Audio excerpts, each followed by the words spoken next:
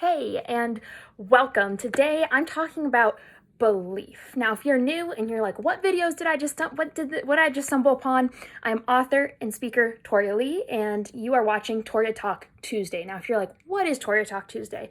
It's simply me, author Toria Leigh, and I am talking about topics such as identity, insecurity, and unmasking. And those are very broad topics. So I take these shorter videos to kind of get down to the specifics, to just give little tidbits of wisdom that maybe help encourage you, or they help you walk this out practically, this battle of, being who you were made to be in a society that tells you to be something you're not.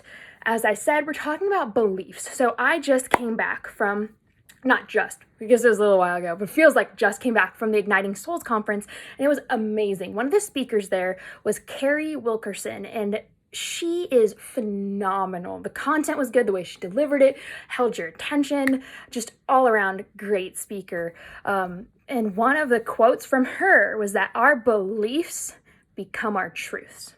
So like our beliefs become our reality. And I have always thought that. And so I want to ask you guys the question, who do you believe you are? And what do you believe you're capable of? The answer to those questions will define your reality. Whatever you answer to that is what's going to happen, is what you'll become. And you see, that's the problem. When our beliefs about ourselves are wrong, in my opinion, at what I've experienced personally, is that's when we put our mask on. Because, we say, okay, if this is who I'm supposed to be, this is what I'm supposed to look like, and this is all you're supposed to see. And we kind of lose our inner self. We lose touch with who we actually are. We lose touch of our real identity because we believe something false. We don't believe the truth. And that's what produces this mask. And so to deal with unmasking, how do you do that? How do you go about correcting wrong beliefs? Because that's incredibly hard. And what does that look like? Because it can kind of be hard to figure out, like, okay, great. Well, I realize, I'm maybe believing wrong about myself. I'm believing, I'm not going to amount to anything. I'm believing I'm insignificant. I'm believing, whatever you believe about yourself that's not true about your identity is what's going to happen. If you believe you're not going to amount to anything, you're not going to amount to anything. And that's part of the problems with our beliefs. When you believe that, you're leading yourself to failure. And so our beliefs are this powerful thing, but how do we correct them? What do we do when we figure out, okay, well, I'm thinking some very negative things about myself that probably aren't true? Number one, you kind of have to really make the decision, like, I'm done. I'm done believing the lies. I'm done knowing the wrong identity. Like, I want to walk boldly in who I was made to be, and I want to figure out who I was made to be. I'm done with this mask. I'm done with putting up this false image for everyone to see. I want to live authentically, because when you live authentically, you're freed. There's something beautiful in it. And I know, because I have walked through this. I used to be that person who wore that mask. I used to be that person who believed wrongly about myself. And so that's the first thing, is saying, I'm done. I'm making the decision from here on out. I'm going to figure it out. So what do you do then? You allow truth in. Now, one of the things I highly recommend, so for me, this looked like I had people around me, one of which was my parents. I would not believe any compliment they gave me. I'm like, yeah, but you're biased. You're my mom. Let me give you guys a tip.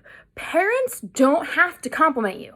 They don't have to say good things about you. I know a lot of parents who tear their kids down instead of building them up. So if your parent compliments you, don't just automatically write it off and say, yeah, you're biased, because I know a lot of parents who won't compliment their kids. They love their kids, but they still maybe don't compliment them all the time. So if your parents are complimenting you, don't just automatically write it off. Same with friends and stuff. So my Pastor Marty, he uses the term mirrors. He says you have to have these mirrors in your life. And he's talking about other close people around you who are trustworthy, who you can believe when they tell you things. And they're the ones who you can look in like a mirror, and you can say, okay, who am I really? What do you see in me? And when they tell you something, you believe it.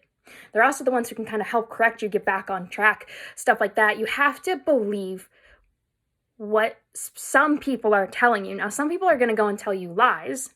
Like, you're not good enough, you won't amount to anything, you can't accomplish that, you can't do that. Those are lies. But you need to be listening for the people you can trust, the people you know are close. And the other place I found truth in was the Bible. I looked and I said, okay, fine, who does God say I am? Because clearly what I am thinking about myself is not real. My beliefs aren't true. Our beliefs can can fail us. Our beliefs can trick us. And I was like, I know this isn't true. How do I correct this way of thinking? And I was like, hey, God, who do you say I am? And he says, I made you on purpose for a purpose.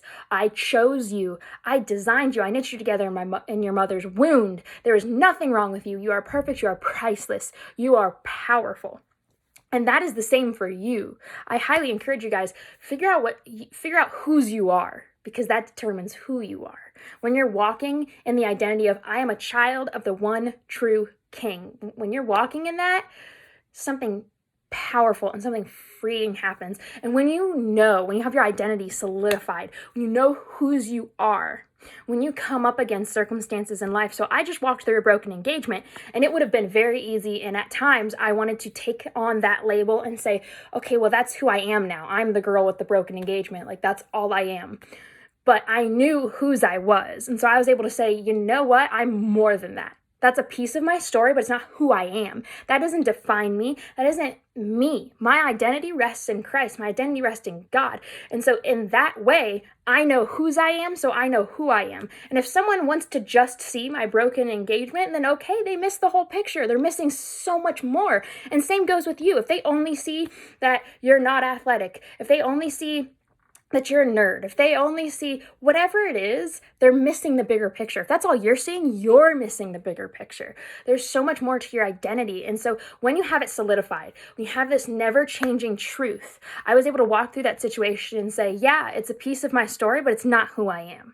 And that helped me walk through the process and into healing. And now I'm out on the other side and I'm much better for it. And that's the thing. You need to have your identity tethered, because otherwise the things in this world are going to tell you who you are, and it's not true. It's not accurate. Same thing with social media. If you don't have your identity solidified, if you don't say, I know who I am, I know whose I am, and you walk into social media, it'll reset your identity. And in a wrong way, in a negative way. And that's what was happening to me for many, many years, until I finally said, okay, I need something solid. I need my identity tethered to something that is never changing. And that is who God says you are, and that is whose you are. And so I highly encourage you guys, you are that. You are chosen. You are priceless. You are powerful. You are one of God's children. Walk boldly in that. Cling to that when you walk through circumstances that are hard and you're wanting to take on labels that other people have given you. Say, no, that's not who I am, and push that aside. So that's what I have for you guys today. I really, really hope that you can start building your beliefs in the proper way, that you can cling to the fact that you are a child of the one true King. Don't let anyone tell you otherwise. Thank you guys for watching, and I'll catch you guys next week.